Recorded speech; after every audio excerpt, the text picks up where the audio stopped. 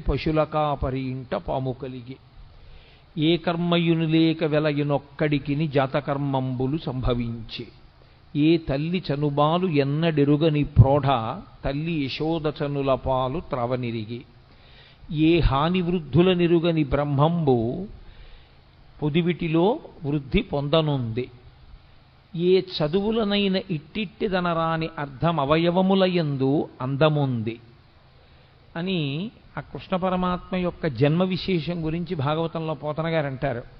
అందరికీ అందుబాటులో ఉండేటటువంటి గోపాల బాలుడిగా గోపాల బాలుర మధ్య జన్మించాడు. వాళ్లతో కలిసి ఆడుకున్నాడు, వాళ్లతో కలిసి తిరిగాడు. నిజానికి ఆ వచ్చినటువంటి గోపాలురందరూ కూడా మహర్షులందరూ గోపాల బాలురుగా వచ్చారు. కాబట్టి దోగ్ధ గోపాలనందన, పాలు పిండేటటువంటి వాడు కృష్ణ పరమాత్మ. ఆ పాలు పిండడానికి